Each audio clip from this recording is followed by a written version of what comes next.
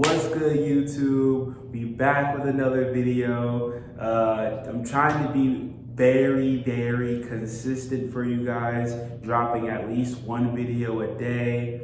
Don't think me dropping 3 videos on Sunday was a reoccurrence. It's probably not gonna happen again. I just happened to say I was gonna drop 1 video on Sunday, so then all the videos I recorded on that week, I just ended up dropping it on Sunday because it was easier. But I'm gonna probably stay on dropping 1 video a week. I mean 1 video every day of the week. If I do drop more than 1 video a day, y'all know. I'll probably say it in one of the reactions or the vlogs. Y'all know if I'll drop more than 1 video, but just put in your minds that 1 video a day is gonna happen, and how long the video is gonna be, I don't know. I usually just free ball what video I'm gonna watch. Today, we're gonna be watching the Grizzlies are actually not fine in the West. Your take, not mine. So this video is actually made by Hoop Reference. I actually like his videos a lot. If you actually want to go to his channel, go to his channel, bro, because he has some good content over there. I said Hoop Reference. He be putting out some good content. I subscribe to him, so you should probably subscribe to him too. Yeah, further ado, let's watch this video, bro. Grizzlies are actually not fine in the West. Your take, not mine. Basically, he takes the take from Instagram or his poll, and he puts them out, and he gives his opinion. So in the video, I'm gonna give my opinion. So when he puts it out there, I'm just give my opinion to what I think about the whole thing. Let me not bore y'all too much with this intro. But before I say anything, 2 things. 1, if you could subscribe, that'd be tough. If you subscribe, that'd be tough. Hey, you subscribe? You gotta subscribe? You wanna subscribe? Let me give you a second.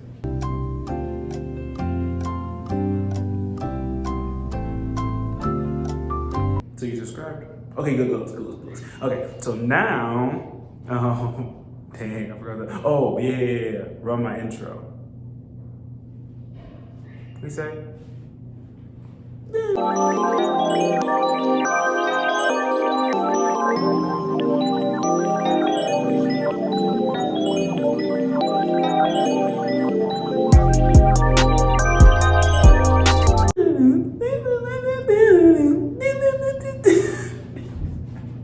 Alright, bro, let me get to the video. I'm gonna get to the video. I'm sorry. I'm gonna get the video now.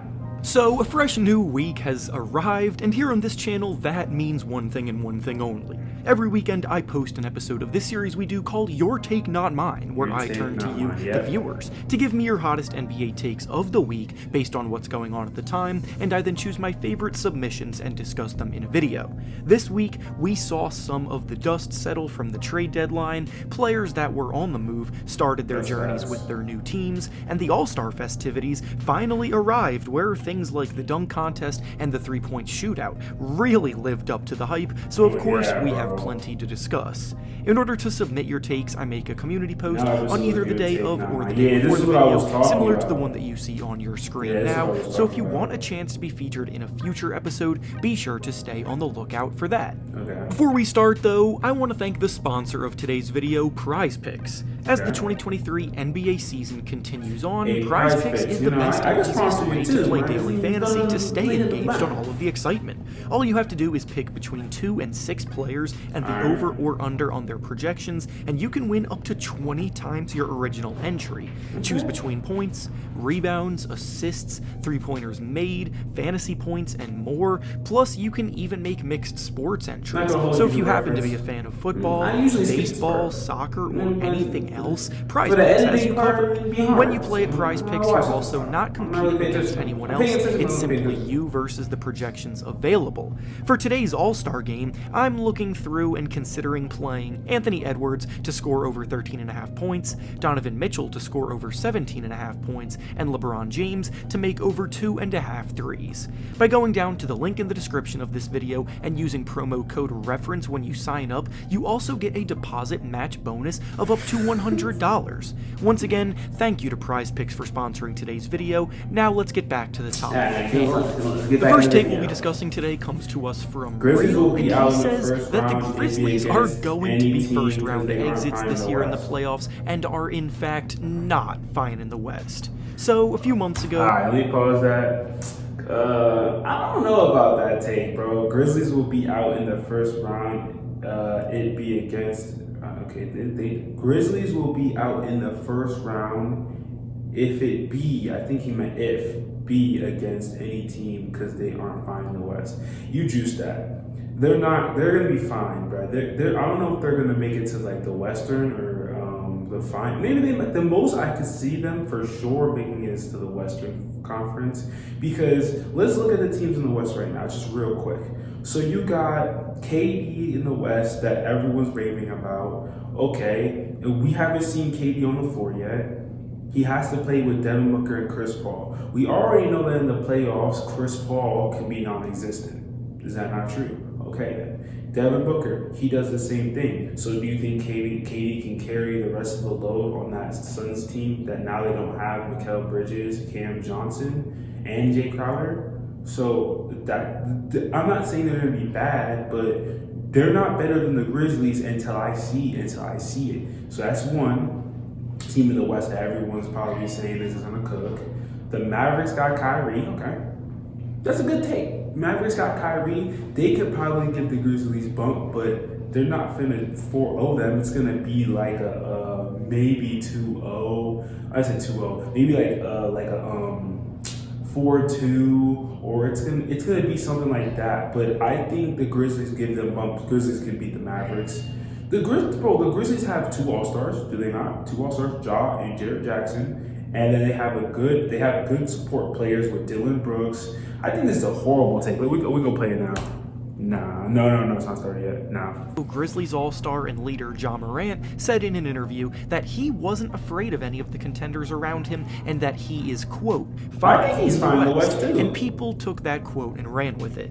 Admittedly, they were one of the hottest teams in the league at the time that he said it, and objectively, they had plenty of reasons to feel that confident with how wide open the Western Conference was looking. Bro. But then, after that comment, the Grizzlies went on to lose 7 of their next 8 games, and a lot of their momentum stalled, which led to a lot of ridicule directed their way after seeming so cocky. It kind of felt like karma immediately hit them, but in the grand scheme of things, they are still the team with the second best record in the Western Conference, so they do still absolutely fall into the contender category. But a lot has changed in the last 2 months that will undoubtedly shake up the comfortability of the Grizzlies that they may have been feeling when those comments were made.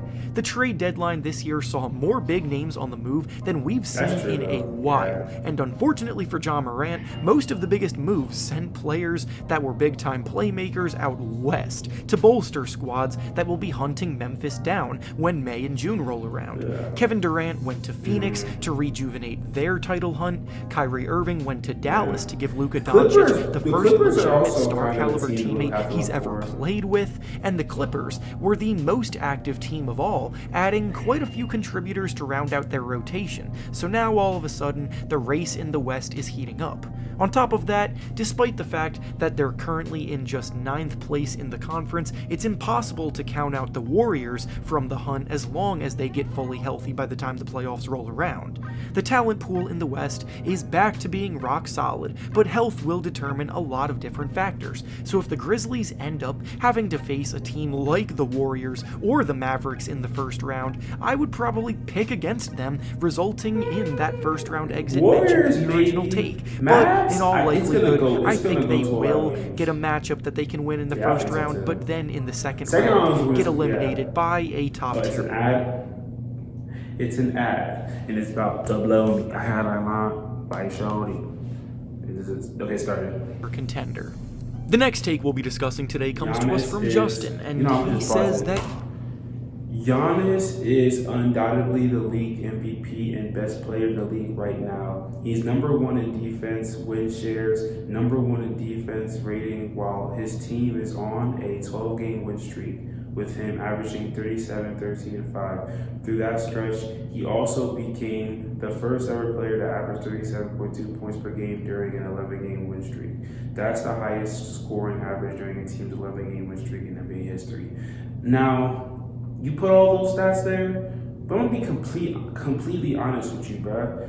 Jokic is the MVP, bro. And I'm just gonna be honest with you. The reason why I say that is because two things why I think Jokic is the MVP. And if I have more, then there's more. But two for sure. One, and I know people say like, oh, it's not a big thing because you win. But Jokic being the number one team in the West, where the Pelicans was giving bump for a while. The Grizzlies are giving bump right now. And they're a young team with young assets. And they're actually, if you look at the teams compared side to side, I would say that the Pelicans and the Grizzlies are a better team than the Nuggets. But since the Nuggets have Jokic, an MVP, I think that that's the reason why they're the number one seed. And then the second thing is, bro, who is Jokic's second best player? If you really think about it, it's Aaron Gordon. Not saying Aaron Gordon isn't tough, because he is tough, but he is not tougher than most of the other teams, other players. Because the Bucks with Giannis, they have Drew Holiday and Chris Middleton. I don't know if Chris Middleton is playing as much or he's playing that good, but no matter what, he has Chris Middleton if he gets healthy, Drew Holiday. He has, I don't know if Brook Lopez is still cooking, but Brook Lopez. And then he has Jay Crowder that they just got. They got Jay Crowder. And then they have other assets. I don't really watch Milwaukee basketball like that, but not saying it's a tough thing. It's definitely always going to be Jokic versus Giannis, but I think Jokic is the MVP, bro. If you truly ask me, I say Jokic is the MVP. If you truly ask me.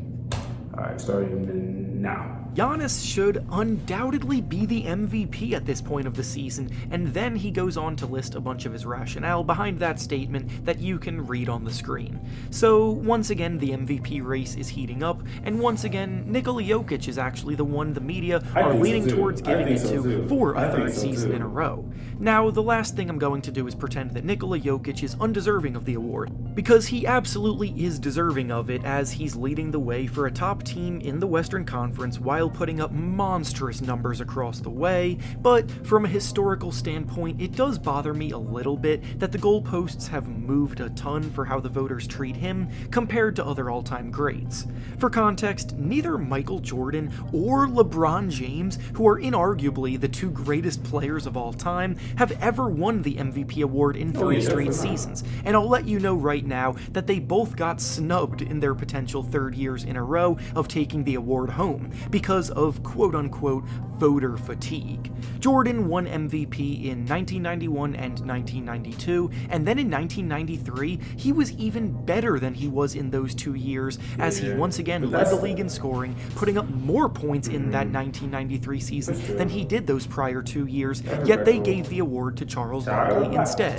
Same applies to LeBron James, who won it in 2009 and 2010, but in 2011, the award went to Derrick Rose, even though LeBron's individual production cleared him across the board. So what I'm getting at is that the whole idea of voter fatigue has applied to some of the best players the league has ever seen. But for some reason, they don't apply the same rules to Jokic, despite there being a ton of other worthy MVP candidates, such as Giannis Antetokounmpo, as originally mentioned, and Joel Embiid, who are both producing at an otherworldly rate while winning games for their teams, while also holding things down on the defensive end.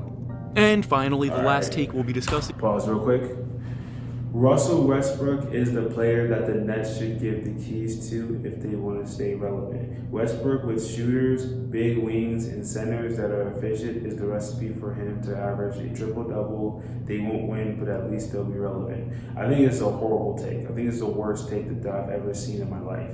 And the reason why I say this is because, one, I think he's a way better fit for just going to the Clippers. Because, and a lot of people, I feel like they're sleeping on the chance of them being good. Because I think they need a good ball handler, someone who can truly get assists, get rebounds, just do the stuff that like the hustle drinks. Like he needs to be like a Gary Payton. That's what he needs to be. He needs to be like a Gary Payton. Like a Gary Payton. He doesn't need to be like on defense, but I'm just saying like he needs to do those type of things. Like do like the extra stuff, like get the boards, throw the assists, get the steals in the joint. You know what I mean? Like he needs to do all them things. But if he does that, then Paul George can stretch the floor, bring his shooting, you know, bring his being like a not a shot creator, scoring something. What do they call him in 2K? Shot creator. He needs to be a shot creator. Kawhi needs to bring, his scrappiness, but I don't know if Kawhi's playing, but they just need to be healthy. And then they got some new assets. I forgot who I think they got Mason Plumlee, I forgot. I think they got Mason Plumlee though. I think they got more people too. I'm gonna just check real quick. The video's almost over. I'm just curious who's on the Clippers now since the Russell Westbrook trade. Clippers. Who's on the team? The depth chart would be nice.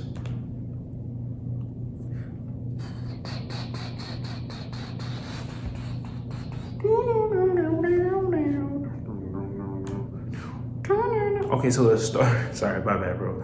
So the starters right now is Terrence Mann, Paul George, Kawhi, Marcus Morris, and Zubac.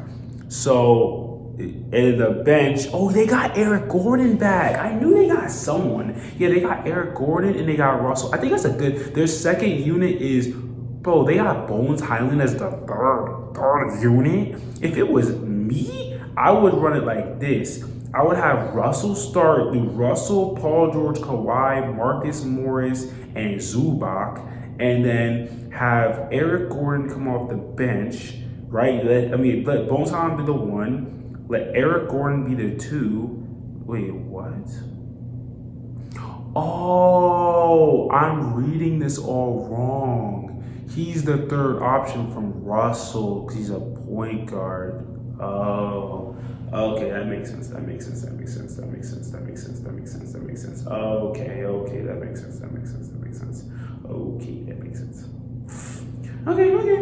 That's a good team. Okay, so their starters, my bad. Their starters is Terrence Mann, Paul George, Kawhi, Marcus Morris, Zubac. And then their 6th man is Russell Westbrook, which Bones Highland is the other guard. But what I would do would be the Russell at the 1, Paul George at the 2, Kawhi at the 3, Marcus Morris at the 4, Zubac at the 5, have Bones Highland be the 6th man, right? Him be the guard, Eric Gordon be a guard, have Norman Powell be the 3, and then have Batum be the 4 if they gonna want to run him there, because I see that's how they're running it, and then Mason Plumlee at the 5. And then Ryan, you be hoping in that. That's simple, bro. But I think, they'll be good. Let me get back into this video, bro, because I know you're probably like, Taylor, why are you venting about the Clippers, bro? You're not even a Clippers fan. My B. About to start the video now. No. It's now. Today comes to us from Ryan, and he says that the player that the Brooklyn Nets need to get their team back on top is none other than Russell Westbrook. Now, as is definitely the case with many of you watching this right now, my initial reaction to this take was that this person is crazy. However, if there was ever a situation most suited to Russell Westbrook and his skill set, it's hard to disagree with the idea that it's Brooklyn. Russ got traded to Utah at the trade deadline, and they're still figuring out amongst themselves whether or not they actually want to keep him or buy him out. Then, if he does get bought out, there have been a few rumors about who would even want to pursue adding Russ to their roster on the buyout market, but the Nets haven't necessarily been one of them. Yet, honestly, I kind of like the fit there. The Nets right now are chock full of 3-and-D wing players, along with a few decent scoring guards like Spencer Dinwiddie and Cam Thomas, but they don't really have someone who can orchestrate an offense as a playmaker or passer. Russ may be erratic in that regard, but he is still a very capable and willing passer and an aggressive driver of the basketball, and even though Russ's defense isn't great, in Brooklyn he'd be surrounded by length and switchability on that end in order to do a better job hiding his weaknesses, unlike the roster that the Lakers put together. I'm not saying that Russ puts the Nets over the top or anything close to the sort, nor do they become title contenders with him, but I think there is a decent chance that they would be a better team team with him, and they don't plan on rebuilding anytime soon, so why not? And with that being said, that's all I have for you today. Make sure to like the video, subscribe to the channel, and comment down below what you think about the takes we discussed. Thanks for watching. So the video is over. Yeah, guys, y'all got his take, my take in this video. If you want me to react more to his videos, comment down below. Also, can we just have just a little quick talk between me and you? Computer, move. Can we have a quick talk? Okay, so if you're watching this reaction video, which I hope you are, if y'all could just start putting suggestions down below. If you watch the video all the way through and you see this and you're seeing this message, you are a real subscriber and I mess with you.